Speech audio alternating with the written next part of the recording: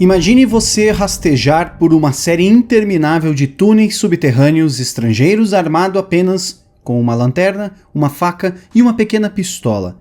Para os famosos ratos de túnel da Guerra do Vietnã, essas missões faziam parte de sua rotina. Centenas de soldados americanos e australianos foram selecionados pelo exército especificamente para esta tarefa, escolhidos não apenas por sua baixa estatura e físico esbelto, mas também por sua bravura e atenção aos detalhes. Reunir informações inimigas e desarmar bombas dentro das estruturas subterrâneas trazia muitos riscos. As estratégias usadas pelo exército norte-vietnamita ficou marcado na história como alguns dos métodos de defesa mais engenhosos e aterrorizantes nunca vistos antes.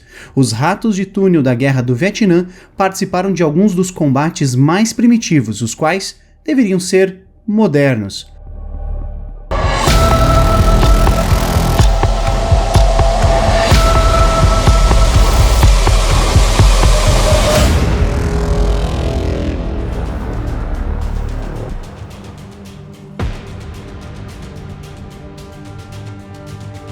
Enquanto os Estados Unidos tentavam perseguir o inimigo, os homens do Viet Cong desapareciam em suas técnicas de camuflagem, desenvolvidas nas profundezas da selva. Era muito frequente que soldados americanos ficassem sob fogo inimigo em posições vulneráveis e sem possibilidade de contra-ataque devido à posição vietnamita. Ao vasculharem os locais onde sofriam as investidas, não havia sinal de ninguém. Os americanos simplesmente não conseguiam entender como os norte-vietnamitas conseguiam desaparecer sem deixar vestígios. Na realidade, os Vietcongs usavam um sistema de túneis para se mover pela selva sem serem detectados. Esse sistema não era novo desde os primeiros estágios da guerra contra os franceses. Na década de 1940, os vietnamitas começaram a construção de um extenso sistema de túneis subterrâneos no terreno da selva do Vietnã do Sul. Os túneis foram ampliados e melhorados pelos Vietcongs para a guerra contra os americanos. Era tudo tão grande e complexo que na década de 1960 os túneis incluíam hospitais, depósitos e até quartéis generais do exército. A trilha de Ho Chi Minh cobria uma distância de quase 250 quilômetros e ligava as bases Vietcongs de Saigon até a fronteira com o Camboja. Este sistema permitiu que os norte-vietnamitas permanecessem escondidos no subsolo por meses a fio. Isso lhes deu uma enorme vantagem sobre seus adversários. Os próprios túneis não eram cortados em linha reta. Eles foram feitos com cantos que tinham entre um ângulo de 60 e 120 graus. Isso significava que atirar em uma linha reta era inútil, assim como as bombas que eram desviadas facilmente. As entradas e saídas das trilhas eram tão bem escondidas que as tropas Vietcongs podiam realizar emboscadas e ataques surpresas sem nem serem vistos chegar perto, permitindo-os também que eles montassem suas infames armadilhas. Em janeiro de 1966, a 173ª Divisão Aerotransportada conduziu a Operação Crimp em torno de uma área notoriamente defendida, conhecida como Triângulo de Ferro. Durante a operação, as tropas americanas encontraram várias instalações, incluindo bunkers. Perplexos, eles chamaram engenheiros australianos que estavam trabalhando com a brigada aerotransportada. Ao começarem a minar o local, os soldados se depararam com uma porta oculta que levava a um túnel. Para explorarem o lugar, usaram apenas uma lanterna e uma única baioneta. Uma vez lá dentro, os americanos e australianos ficaram chocados com o nível de sofisticação do sistema de túneis. Eles tinham acabado de entrar no quartel-general do Vietcong e não tinham a menor ideia de onde estavam. Por ser um ambiente desenvolvido e escondido, eles sabiam que importantes documentos estariam lá, e assim os comandantes americanos passaram a investir em mais recursos para a exploração dos túneis. O objetivo era encontrar armazéns com armas e documentos confidenciais, enquanto corriam o risco de se encontrarem com o inimigo. Esses bravos soldados subterrâneos eram todos voluntários e ficaram conhecidos pelas tropas americanas como ratos de túnel e pelos australianos como ferrets. Não era qualquer um que poderia se tornar um rato de túnel e descer por este complexo e perigoso sistema. De acordo com o oficial químico Herbert Thornton, os voluntários tinham que ter um temperamento equilibrado, uma mente inquisitiva, muito senso comum e serem excepcionalmente corajosos. Possuíam uma estatura que variava entre 1,67 m e 1,70 m aproximadamente, sendo capazes de movimentar seus corpos dentro dos túneis estreitos. A maioria deles eram descendentes de hispânicos, como os porto-riquenhos ou mexicanos americanos. Esses homens eram equipados com pistolas M1911 padrão ou com um revólver M1917 e uma única baioneta, bem como uma lanterna e explosivos de demolição.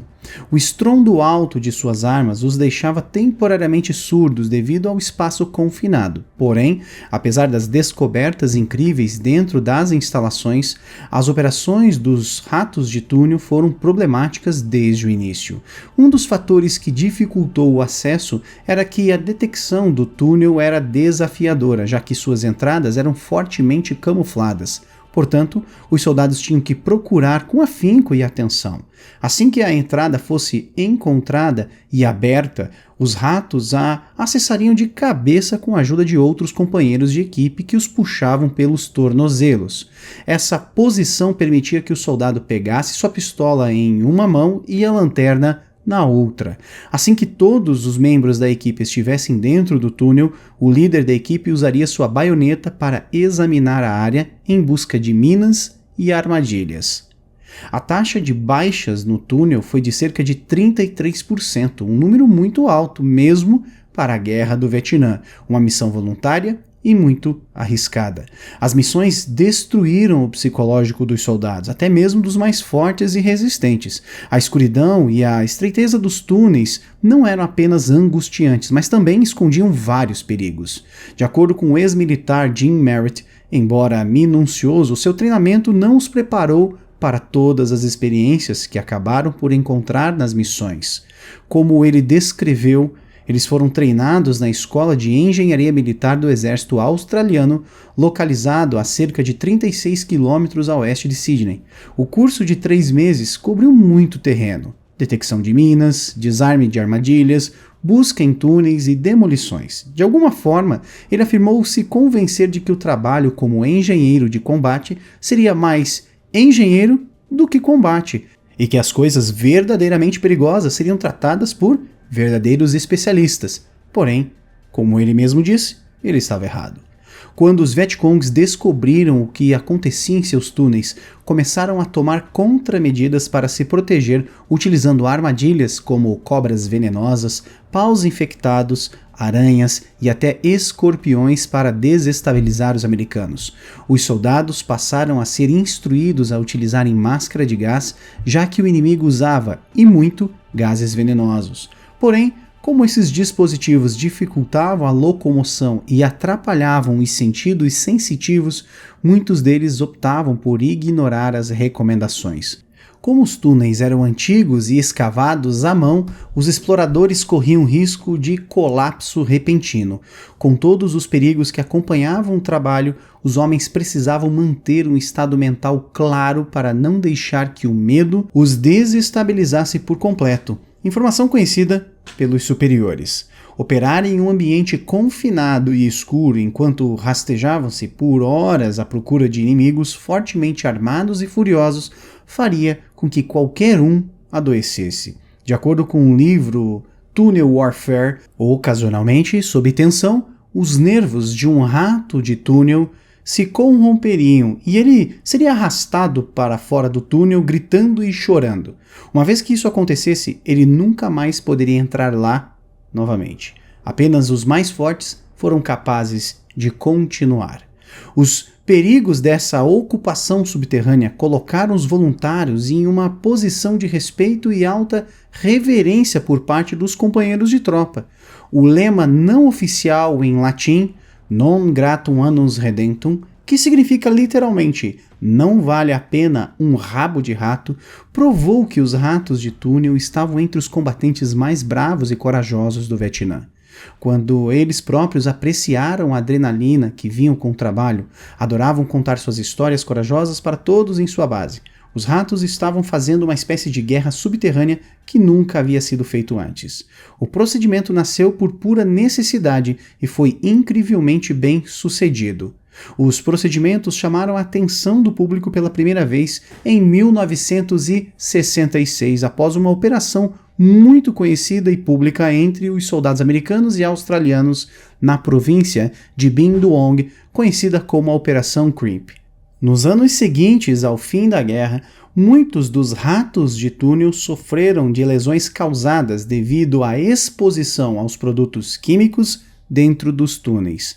No final da década, mais de 4.800 desses túneis foram descobertos pelos Estados Unidos e suas forças aliadas. O exército dependia fortemente do conjunto de habilidades altamente especializado dos tais ratos. Sem eles, os americanos teriam sofrido mais baixas e obtidos menos sucesso na guerra.